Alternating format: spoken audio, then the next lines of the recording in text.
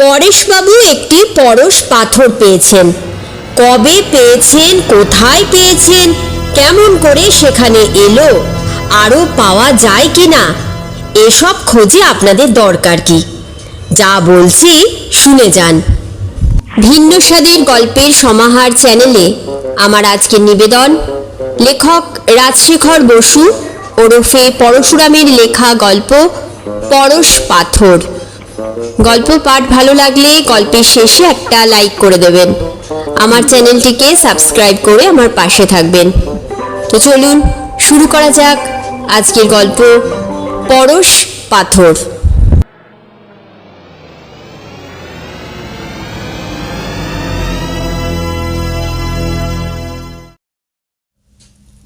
পরেশবাবু মধ্যবিত্ত মধ্যবয়স্ক লোক, পৈতৃক বাড়িতে থাকেন, ওকালতি করেন, রোজগার বেশি নয়, কোনো রকমের সংসার যাত্রা নির্বাহ হয়। একদিন আদালত থেকে বাড়ি ফেরবার পথে একটি পাথরের নুড়ি কুড়িয়ে পেলেন। জিনিসটা কি তা অবশ্য তিনি চিনতে পারেননি। একটু নূতন রকম পাথর দেখে রাস্তার এক পাশ থেকে তুলে নিয়ে পকেটে পুরলেন। বাড়ি এসে তার অফিস ঘরের তালা খোলবার জন্য পকেট থেকে চাবি বার করে দেখলেন তার রং হলদে। পরেশবাবু আশ্চর্য হয়ে ভাবলেন, ঘরের চাবি তো লোহার, পিতলের হলো কি করে? হয়তো চাবিটা কোনোদিন হারিয়েছিল, গৃহিণী তাকে না জানিয়েই চাবিওয়ালা ডেকে এই পিতলের চাবিটা করিয়েছেন।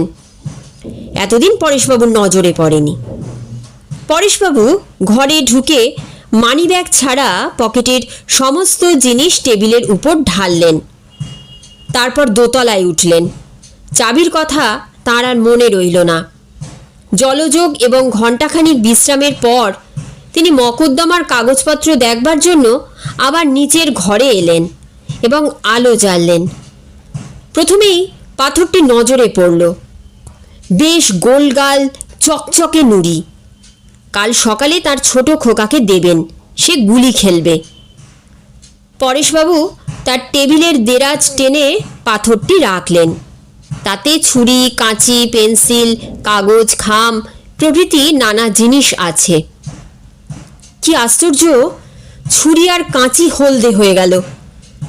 পরেশবাবু পাথরটি নিয়ে তার কাঁচের দোয়াতে ঠেকালেন, কিছুই হলো না। তারপর একটা শিশির কাগজ চাপায় ঠেকালেন, হলদে আর প্রায় ডবল ভারী হয়ে গেল।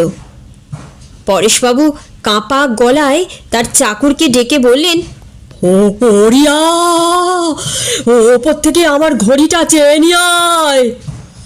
হরিয়া ঘড়ি এনে দিয়ে চলে গেল। নিকেলের সস্তা হাত ঘড়ি, তাতে চামড়ার ফিতে লাগানো। পাথর ছোঁয়ানো মাত্র ঘড়ি আর ফিতের বকলেস সোনা হয়ে গেল। সঙ্গে সঙ্গে ঘড়িটাও বন্ধ হলো, কারণ স্প্রিংও সোনা হয়ে গেছে, তার আর জোর নেই। পরেশবাবু কিছুক্ষণ হতভম্ব হয়ে রইলেন। ক্রমশ তার জ্ঞান হলো যে তিনি অতি দুর্লভ পরশ পাথর পেয়েছেন, যা ছোঁয়ালে সব ধাতুই সোনা হয়ে যায়। তিনি হাত জোর করে কপালে বারবার ঠেকাতে ঠেকাতে বললেন, জয় মা কালী, জয় মা কালী, এত দয়া কেন মা? হরি, তুমি সত্য, তুমি সত্য, এ কি লীলা খেলছো বাবা, স্বপ্ন দেখছি না তো? পরেশবাবু তার বাঁ হাতে একটি প্রচণ্ড চিমটি কাটলেন, তবু ঘুম ভাঙল না। অতএব স্বপ্ন নয়। তার মাথা ঘুরতে লাগলো, বুক ধরফর করতে লাগলো।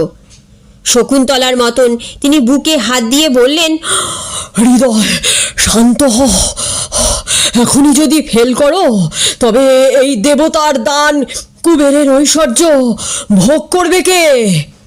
পরেশবাবু শুনেছিলেন এক ভদ্রলোক লটারিতে 4 লাখ টাকা পেয়েছেন শুনে আহ্লাদে এমন লাফ মেরেছিলেন যে কড়িকাঠে লেগে তার মাথা ফেটে গিয়েছিল। পরেশবাবু নিজের মাথা 2 হাত দিয়ে চেপে রাখলেন, পাছে লাফ না দিয়ে ফেলেন। অত্যন্ত দুঃখের মতন অত্যন্ত আনন্দ কালক্রমে অভ্যস্ত হয়ে যায়। পরেশবাবু শীঘ্রই প্রকৃতিস্থ হলেন, এবং অতঃপর কী করবেন তা ভাবতে লাগলেন। হঠাৎ জানাজানি হওয়া ভালো নয়, কোন শত্রু কী বাধা দেবে বলা যায় না। এখন শুধু তাঁর গৃহিণী গিরিবালাকে জানাবেন, কিন্তু মেয়েদের পেটে কথা থাকে না। পরেশবাবু দোতলায় গিয়ে একটু একটু করে সইয়ে সইয়ে পত্নীকে তার মহা সৌভাগ্যের খবর জানালেন এবং ৩৩ কোটি দেবতার দিব্যি দিয়ে বললেন, খবরদার যেন জানাজানি না হয়। গৃহিণীকে সাবধান করলেন বটে, কিন্তু পরেশবাবু নিজেই একটু অসামাল হয়ে পড়লেন। শোবার ঘরের একটা লোহার কড়িতে পরশ পাথর ঠেকালেন। কড়িটা সোনা হওয়ার ফলে নরম হলো, ছাদ বসে গেল। বাড়িতে ঘটি বাটি থালা বালতি যা ছিল সবই সোনা করে ফেললেন। লোকে দেখে আশ্চর্য হয়ে ভাবতে লাগলো, এসব জিনিস গিলটি করা হলো কেন? ছেলে মেয়ে আত্মীয় বন্ধু নানা রকম প্রশ্ন করতে লাগলো। পরেশবাবু ধমক দিয়ে বললেন, চপ যাও যাও, বিরক্ত করো না। আমি যাই করি না কেন, তোমাদের মাথা ব্যথা কিসের? প্রশ্নের ঠেলায় অস্থির হয়ে পরেশবাবু লোকজনের সঙ্গে মেলামেশা প্রায় বন্ধ করে দিলেন। মক্কেলরা স্থির করলে যে তার মাথা খারাপ হয়ে গেছে। এরপর পরেশবাবু ধীরে ধীরে অগ্রসর হতে লাগলেন। তাড়াতাড়ি করলে বিপদ হতে পারে। কিছু সোনা বেচে নোট পেয়ে ব্যাংকে জমা দিলেন। কোম্পানির কাগজ আর নানা রকম শেয়ারও কিনলেন। বালিগঞ্জে 20 বিঘা জমির উপর প্রকাণ্ড বাড়ি আর কারখানা করলেন। ইট সিমেন্ট লোহা কিছুরই অভাব হলো না, কারণ কর্তাদের বশ করা তাঁর পক্ষে অতি সহজ। এক জায়গায় রাশি রাশি মরচে পড়া মোটর ভাঙা লোহার টুকরো পড়ে আছে। জিজ্ঞাসা করলেন, কত দর? লোহার মালিক অতি নির্লোভ বললে, জঞ্জাল তুলে নিয়ে যান বাবু, গাড়ি ভাড়াটা দিতে পারবো না। পরেশবাবু রোজ 10-20 মণ উঠিয়ে আনতে লাগলেন। খাস কামরায় লুকিয়ে পরশ পাথর ছোঁয়ান আর তৎক্ষণাৎ সোনা হয়ে যায়। 10 জন গুর্খা দারোয়ান আর 5টা বুলডগ কারখানার ফটক পাহারা দেয়। বিনা হুকুমে কেউ ঢুকতে পায় না। সোনা তৈরি আর বিক্রি সবচেয়ে সোজা কারবার, কিন্তু রাশি পরিমাণে উৎপাদন করতে গেলে একলা পারা যায় না। পরেশবাবু কাগজে বিজ্ঞাপন দিলেন এবং অনেক দরখাস্ত বাতিল করে সদ্য এমএসসি পাস প্রিয়তোষ হেনরি বিশ্বাসকে 150 টাকায় বহাল করলেন। তার আত্মীয় স্বজন বিশেষ কেউ নেই, সে পরেশবাবুর কারখানাতেই বাস করতে লাগলো। প্রিয়তোষ প্রাতঃকৃত্য স্নান আহার ইত্যাদির জন্য দৈনিক 1 ঘন্টার বেশি সময় নেয় না। 7 ঘন্টা ঘুমায়, 8 ঘন্টা কারখানার কাজ করে। বাকি 8 ঘন্টা সে তার কলেজের সহপাঠিনী হিন্দোলা মজুমদারের উদ্দেশ্যে বড় বড় কবিতা আর প্রেমপত্র লেখে এবং হরদম চা আর সিগারেট খায়। অতি ভালো ছেলে, কারোর সঙ্গে মেশে না, রবিবারে গির্জাতেও যায় না, কোনো বিষয়ে কৌতূহল নেই, কখনো জানতে চায় না এত সোনা আসে কোথা থেকে। পরেশবাবু মনে করেন তিনি পরশ পাথর ছাড়া আরও একটি রত্ন পেয়েছেন, এই প্রিয়তোষ ছোকরা। সে বৈদ্যুতিক হাপড়ে বড় বড় মুচিতে সোনা গলায় আর মোটা মোটা বাট বানায়। পরেশবাবু তা এক মারোয়ারি সিন্ডিকেটকে বেচেন আর ব্যাংকের খাতায় তার জমা অঙ্কের পর অঙ্ক বাড়তে থাকে। পরেশ গৃহিণীর এখন ঐশ্বর্যের সীমা নেই। গহনা পরে পরে তার সর্বাঙ্গে বেদনা হয়েছে, সোনার উপর ঘেন্না ধরে গেছে। তিনি শুধু 2 হাতে শাঁখা এবং গলায় রুদ্রাক্ষ ধারণ করতে লাগলেন। কিন্তু পরেশবাবুর কার্যকলাপ বেশি দিন চাপা রইল না। বাংলা সরকারের আদেশে পুলিশের লোক পিছনে লাগলো। তারা সহজেই বশে এলো, কারণ রামরাজ্যের রাজনীতি এখনও তাদের রপ্ত হয়নি। 10-20 ভরি পেয়েই তারা ঠান্ডা হয়ে গেল। বিজ্ঞানীর দল আহার নিদ্রা ত্যাগ করে নানা রকম জল্পনা করতে লাগলেন। যদি তারা 200 বৎসর আগে জন্মাতেন, তবে অনায়াসে বুঝে ফেলতেন যে পরেশবাবু পরশ পাথর পেয়েছেন, কিন্তু আধুনিক বিজ্ঞানে পরশ পাথরের স্থান নেই। অগত্যা তাঁরা সিদ্ধান্ত করলেন যে পরেশবাবু কোনো রকমে একটা পরমাণু ভাঙবার যন্ত্র খাড়া করেছেন এবং ভাঙা পরমাণুর টুকরো জুড়ে জুড়ে সোনা তৈরি করছেন, যেমন ছেঁড়া কাপড় থেকে কাঁথা তৈরি হয়। মুশকিল এই যে পরেশবাবুকে চিঠি লিখলে উত্তর পাওয়া যায় না, আর প্রিয়তোষটা ইডিয়ট বললেই হয়। নিতান্ত পিড়াপিড়ি করলে বলে, আমি শুধু সোনা গলাই, কোথা থেকে আসে তা জানি না। বিদেশের বিজ্ঞানীরা প্রথমে পরেশবাবুর ব্যাপার গুজব মনে করে উড়িয়ে দিয়েছিলেন, কিন্তু অবশেষে তাঁরাও চঞ্চল হয়ে উঠলেন। বিশেষজ্ঞদের উপদেশে ঘাবড়ে গিয়ে ভারত সরকার স্থির করলেন যে পরেশবাবু ডেঞ্জারাস পারসন, কিন্তু কিছুই করতে পারলেন না, কারণ পরেশবাবু কোনো বেআইনি কাজ করছেন না। তাকে গ্রেপ্তার এবং তার কারখানা ক্রোক করবার জন্য একটা অর্ডিন্যান্স জারির প্রস্তাবও উঠল, কিন্তু ক্ষমতাশালী দেশি বিদেশি লোকের আপত্তির জন্য তা হলো না। ব্রিটেন, ফ্রান্স, আমেরিকা, রাশিয়া প্রভৃতি রাষ্ট্রের ভারতস্থ দূতরা পরেশবাবুর উপর কড়া সুনজর রাখেন, তাকে বারবার ডিনারে নিমন্ত্রণ করেন। পরেশবাবু চুপচাপ খেয়ে যান, মাঝে মাঝে ইয়েস নো বলেন, কিন্তু তার পেটে কথা কেউ বার করতে পারেন না। শ্যাম্পেন খাইয়েও নয়। বাংলাদেশের কয়েকজন কংগ্রেসি নেতা তাকে উপদেশ দিয়েছেন, রাষ্ট্রের মঙ্গলের জন্য আপনার রহস্য শুধু আমাদের কজনকে জানিয়ে দিন। কয়েকজন কমিউনিস্ট তাকে বলেছেন, খবরদার কারো কথা শুনবেন না মশাই, যা করছেন করে যান, তাতেই জগতের মঙ্গল হবে। আত্মীয়, বন্ধু আর খোসামুদের দল ক্রমেই বাড়ছে। পরেশবাবু তাদের যথাযোগ্য পারিতোষিক দিচ্ছেন, তবু কেউ খুশি হচ্ছে না। শত্রুর দল কিংকর্তব্য বিমূঢ় হয়ে চুপ করে আছে। ঐশ্বর্য বৃদ্ধি হলেও পরেশবাবু তার চাল বেশি বাড়াননি। তার গৃহিণীও সেকেলে নারী, টাকা ওড়াবার কায়দা জানেন না। তথাপি পরেশবাবুর নাম এখন ভুবন বিখ্যাত। তিনি নাকি 4টে নিজামকে পুষতে পারেন। তিনি কি খান, কি পড়েন, কি বলেন তা ইউরোপ, আমেরিকার সংবাদপত্রে বড় বড় হরপে ছাপা হয়। সম্প্রতি দেশ বিদেশ থেকে প্রেমপত্র আসতে আরম্ভ করেছে। সুন্দরীরা নিজের নিজের ছবি পাঠিয়ে আর গুণ বর্ণনা করে লিখেছেন, ডিয়ারেস্ট স্যার, আপনার পুরাতন পত্নীটি থাকুন, তাতে আমার আপত্তি নেই। আপনি তো উদার প্রকৃতিও হিন্দু, আমাকে শুদ্ধি করে আপনার হারেমে ভর্তি করুন, নয়তো বিষ খাবো। এইরকম চিঠি প্রত্যহ রাশি রাশি আসছে, আর গিরিবালা ছো মেরে কেড়ে নিচ্ছেন। তিনি একটি মেম সেক্রেটারি রেখেছেন, সে প্রত্যহ চিঠির তর্জমা শোনায় এবং গিরিবালার আজ্ঞার জবাব লেখে। গিরিবালা রাগের বশে অনেক কড়া কড়া কথা বলে যান, কিন্তু মেমের বিদ্যা কম, শুধু একটি কথা লেখে, ড্যাম, অর্থাৎ দূর মুখ পুরি, গলায় দেবার দড়ি জোটে না তোর। ইউরোপের 10 জন নামজাদা বিজ্ঞানী চিঠি লিখে জানিয়েছেন যে পরেশবাবু যদি সোনার রহস্য প্রকাশ করেন, তবে তারা চেষ্টা করবেন যাতে তিনি রসায়ন, পদার্থবিদ্যা আর শান্তি এই 3টে বিষয়ের জন্য নোবেল প্রাইজ একসঙ্গেই পান। এই চিঠিও প্রেমপত্র মনে করে মেমের মারফত জবাব দিয়েছেন পরেশবাবুর স্ত্রী, ড্যাম। পরেশবাবু সোনার দর ক্রমেই কমাচ্ছেন। বাজারে 115 টাকা ভরি থেকে 7 টাকা 10 আনায় নেমেছে।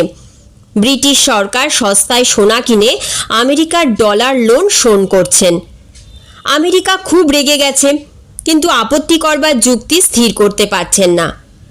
ভারতে স্টার্লিং ব্যালেন্সও ব্রিটেন কড়ায় গণ্ডায় শোধ করতে চেয়েছিল, কিন্তু এদেশের প্রধানমন্ত্রী উত্তর দিয়েছেন, আমরা তোমাদের সোনা ধার দিইনি, ডলারও দিইনি, যুদ্ধের সময় জিনিস সরবরাহ করেছি, সেই দেনা জিনিস দিয়েই তোমাদের শুধতে হবে।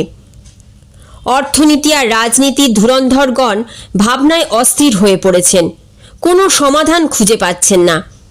যদি এটা সত্য ক্রেতা বা দাপর যুগ হতো, তবে তারা তপস্যা করে ব্রহ্মা, বিষ্ণু বা মহেশ্বরের সাহায্যে পরেশবাবুকে জব্দ করে দিতেন। কিন্তু এখন তা হবার জো নেই। কোনো কোনো পণ্ডিত বলেছেন প্লাটিনাম আর রূপো চালাও। অন্য পণ্ডিত বলেছেন তাও হয়তো সস্তায় তৈরি হবে। রেডিয়াম বা ইউরেনিয়াম স্ট্যান্ডার্ড করা হোক, কিংবা প্রাচীনকালের মতন বিনিময় প্রথায় লেনদেন চলুক। রাশিয়ার এক মুখপাত্র পরেশবাবুকে লিখেছেন, মহাশয়, আপনাকে পরম সমাদরে নিমন্ত্রণ করছি। আমাদের দেশে এসে বাস করুন। খাসা জায়গা, এখানে সাদায় কালোয় ভেদ নেই। আপনাকে মাথার মণি করে রাখব। দৈবক্রমে আপনি আশ্চর্য শক্তি পেয়েছেন, কিন্তু মাপ করবেন, আপনার বুদ্ধি তেমন নেই। আপনি সোনা করতেই জানেন, কিন্তু তার সদ্ব্যবহার জানেন না। আমরা আপনাকে শিখিয়ে দেব। যদি আপনার রাজনীতিক উচ্চাশা থাকে, তবে আপনাকে সোভিয়েট রাষ্ট্রমণ্ডলের সভাপতি করা হবে। মস্কো শহরে 100 একর জমির উপর একটি সুন্দর প্রাসাদ আপনার বাসের জন্য দেব। আর যদি নিরিবিলি চান, তবে সাইবেরিয়ায় থাকবেন। একটি আস্ত নগর আপনাকে দেব। চমৎকার দেশ, আপনাদের শাস্ত্রে যার নাম উত্তর কুরু। এই চিঠিও গিরিবালা প্রেমপত্র ধরে নিয়ে জবাব দিয়েছেন, ড্যাম। পরেশবাবু সোনার দাম ক্রমশ খুব কমিয়েছেন। এখন 4.5 আনা ভরি। সমস্ত পৃথিবীতে খনিজ সোনা প্রতি বৎসর আন্দাজ 20,000 মণ উৎপন্ন হয়। এখন পরেশবাবু একাই বৎসরে লাখ মণ ছাড়ছেন। গোল্ড স্ট্যান্ডার্ড অধঃপাতে গেছে। সব দেশেই ভীষণ ইনফ্লেশন। নোট আর ধাতু মুদ্রা খোলামকুচির সমান হয়েছে। মজুরি আর মাইনে বহুগুণ বাড়িয়েও লোকের দুর্দশা ঘুচছে না। জিনিসপত্র অগ্নিমূল্য। চারদিকে হাহাকার পড়ে গেছে। ভিন্ন ভিন্ন দলের 10 জন অনশনব্রতী মৃত্যুপণ করে পরেশবাবুর ফটকের সামনে শুয়ে পড়েছেন। মাঝে মাঝে তিনি বেনামা চিঠি পাচ্ছেন, তুমি জগতের শত্রু, তোমাকে খুন করব। পরেশবাবুরও ঐশ্বর্যে অরুচি ধরে গেছে। গিরিবালা কান্নাকাটি আরম্ভ করেছেন। কেবলই বলছেন, যদি শান্তিতে থাকতে না পারি, তবে ধন দৌলত নিয়ে কি হবে? সর্বনেশে পাথরটাকে বিদেয় করো। সব সোনা গঙ্গায় ফেলে দিয়ে কাশিবাস করবে চলো। পরেশবাবু মনস্থির করে ফেললেন। সকালবেলা প্রিয়তোষকে সোনা তৈরির রহস্য জানিয়ে দিলেন। প্রিয়তোষ নির্বিকার। পরেশবাবু তাকে পরশ পাথরটা দিয়ে বললেন, এটাকে আজই ধ্বংস করে ফেলো, পুড়িয়ে অ্যাসিডে গলিয়ে, অথবা অন্য যে কোনো উপায়ে পারো। প্রিয়তোষ বললে, রাইটো। বিকেলবেলা একজন দারোয়ান দৌড়ে এসে পরেশবাবুকে বললে, জলদি আসুন হুজুর, বিশোয়াস সাহেব পাগলা হয়ে গেছেন, আপনাকে ডাকছেন। পরেশবাবু তাড়াতাড়ি গিয়ে দেখলেন প্রিয়তোষ তার শোবার ঘরে খাটিয়ায় শুয়ে কাঁদছে। পরেশবাবু জিজ্ঞাসা করলেন, ব্যাপার কি? প্রিয়তোষ উত্তর দিলে, এই চিঠিটা পড়ে দেখুন স্যার। পরেশবাবু পড়লেন, প্রিয়, হে প্রিয়, বিদায়। বাবা রাজি নন, তার নানা রকম আপত্তি। তোমার চালচুলো নেই, পরের বাড়িতে থাকো, মোটে 150 টাকা মাইনে পাও, তার উপর আবার জাতে খ্রিস্টান, আবার আমার চাইতে বয়সে 1 বৎসরের ছোট। বললেন, বিয়ে হতেই পারে না। আরেকটি খবর শোনো, গুঞ্জন ঘোষের নাম শুনেছ? চমৎকার গায়ে, সুন্দর চেহারা, কোকড়া চুল, সিভিল সাপ্লাইয়ে 600 টাকা মাইনে পায়। বাপের একমাত্র ছেলে। বাপ কন্ট্রাক্টারি করে, নাকি কোটি টাকা করেছে। সেই গুঞ্জনের সঙ্গে আমার বিয়ে ঠিক হয়ে গেছে। দুঃখ করো না লক্ষ্মীটি। বকুল মল্লিককে চেনো তো? আমার চেয়ে 3 বছরের জুনিয়র। ডায়োসিসানে একসঙ্গে পড়েছি। আমার কাছে দাঁড়াতে পারে না। তা হোক, অমন মেয়ে 1000-এ 1টি পাবে না। বকুলকে বাগাও, তুমি সুখী হবে। প্রিয় ডার্লিং, এই আমার শেষ প্রেমপত্র। কাল থেকে তুমি আমার ভাই, আমি তোমার স্নেহময়ী দিদি। ইতি। আজ পর্যন্ত তোমারই হিন্দোলা। চিঠি পড়ে পরেশবাবু বললেন, তুমি তো আচ্ছা বোকা হে। হিন্দোলা নিজেই সরে পড়ছে, এ তো অতি সুখবর, এতে দুঃখ কিসের? তোমার আবার কালীঘাটে পুজো দেওয়া চলবে না, না হয় গির্জে দুটো মোমবাতি জ্বেলে দিও। নাও এখন ওঠো, চোখে মুখে জল দাও, চার খান কতক লুচি খাবে এসো। হ্যাঁ ভালো কথা, পাথরটার কোনো গতি করতে পারলে?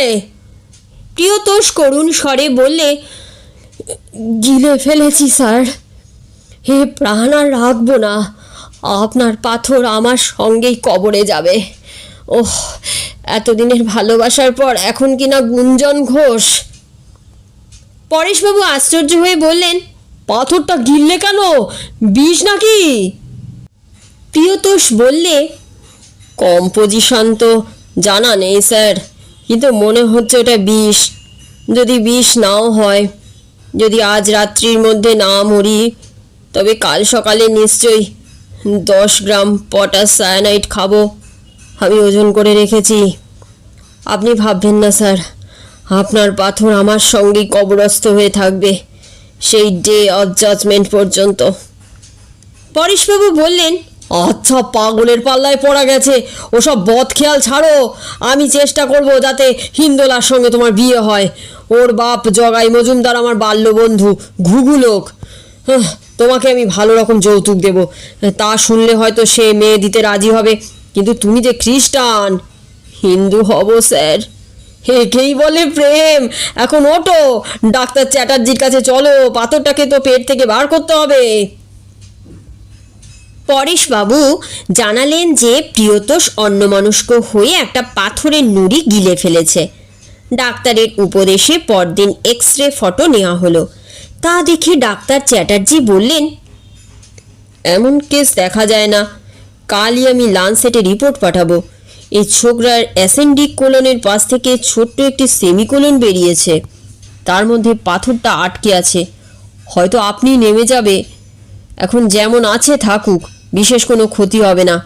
যদি খারাপ লক্ষণ দেখা দেয় তবে পেট চিরে বার করে দেব। পরেশবাবুর চিঠি পেয়ে জগাই মজুমদার তাড়াতাড়ি দেখা করতে এলেন এবং কথাবার্তার পর ছুটে গিয়ে তার মেয়েকে বললেন, ওরে দোলা, প্রিয়তোষ হিন্দু হতে রাজি হয়েছে, তাকেই বিয়ে কর। দেরি নয়, ও শুদ্ধিটা আজই হয়ে যাক, কাল বিয়ে হবে। হিন্দুলা আকাশ থেকে পড়ে বললে, কি তুমি বলছো বাবা? এই পরশু বললে গুঞ্জন ঘোষ, আবার আজ বলছো প্রিয়তোষ। এই দেখো, গুঞ্জন আমাকে কেমন হীরের আংটি দিয়েছে। বেচারা মনে করবে কি? তুমি তাকে কথা দিয়েছো, তার খেলাপ হতে পারে না। গুঞ্জনের কাছে কি প্রিয়তোষ? কিসে আর কিসে? জগাইবাবু বললেন, যা যা, তুই তো সব বুঝিস। প্রিয়তোষ এখন হিরণ্যগর্ভ হয়েছে, তার পেটে সোনার খনি। জবে হক একদিনই বেরুবেই, তখন সেই পরশপাথর তোরই হাতে আসবে।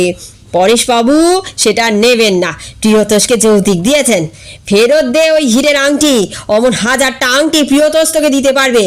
এমন সুপাত্রের কাছে কোথায় লাগে তোর গুজে ঘোষ আর তার কন্ট্রাক্টর বাপ? আর কথাটি নয়, প্রিয়তোষকে বিয়ে কর। অশ্রু গদগদ কণ্ঠে ফুপিয়ে হিন্দোলা বললে, তাকেই তো ভালোবাসতো, কিন্তু বড্ড যে বোকা। জগাইবাবু বললেন, আরে বোকা না হলে তোকে বিয়ে করতে চাইবে কেন?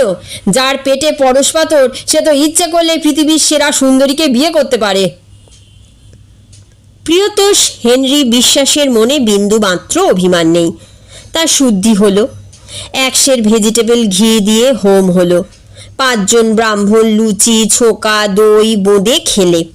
তারপর শুভ লগ্নে হিন্দোলা প্রিয়তোষের বিয়ে হয়ে গেল। কিন্তু জগাইবাবু আর তাঁর কন্যার মনস্কামনা পূর্ণ হলো না। পাথরটা নামলো না। কিছুদিন পরে এক আশ্চর্য ব্যাপার দেখা গেল। পরেশবাবুর তৈরি সমস্ত সোনার জেল্লা ধীরে ধীরে কমে যেতে লাগলো। মাসখানিক পরে যেখানে যত ছিল সবই লোহা হয়ে গেল। ব্যাখ্যা খুব সোজা। সকলেই জানে যে ব্যর্থ প্রেমে স্বাস্থ্য যেমন বিগড়ে যায়, তৃপ্ত প্রেমে তেমনি চাঙ্গা হয়। দেহের সমস্ত যন্ত্র চটপট কাজ করে, অর্থাৎ মেটাবলিজম বেড়ে যায়। প্রিয়তোষ 1 মাসের মধ্যে পাথর জীর্ণ করে ফেলেছে। এক্স রেতে তার কণামাত্র দেখা যায় না। পাথরের তিরোধানের সঙ্গে সঙ্গে পরেশবাবুর সমস্ত সোনা পূর্বরূপ পেয়েছে। হিন্দোলা আর তার বাবা ভীষণ চটে গেছেন। বলছেন, প্রিয়তোষটা মিথ্যাবাদী, ঠক, জোচ্চোর। ধাপ্পায় বিশ্বাস করে তার আশায় আশায় এতদিন বৃথায় ওই খ্রিস্টানটার ময়লা ঘেটেছি। কিন্তু পরশ পাথর হজম করে প্রিয়তোষ মনে বল পেয়েছে, তার বুদ্ধিও বেড়ে গেছে। পত্নী আর শ্বশুরের বাক্যবাণ সে মোটেই গ্রাহ্য করে না। এমনকি হিন্দোলা যদি বলে তোমাকে তালাক দেব, তবু সে সায়ানাইড খাবে না। সে বুঝেছে যে সেন্ট ফ্রান্সিস আর পরমহংসদেব খাঁটি কথা বলে গেছেন। কামিনী আর কাঞ্চন দুই রাবিশ, লোহার তুল্য কিছু নেই। এখন সে পরেশবাবুর নূতন লোহার কারখানা চালাচ্ছে, রোজ 50 টন নানা রকম মাল ঢালাই করছে এবং বেশ ফুর্তিতে আছে।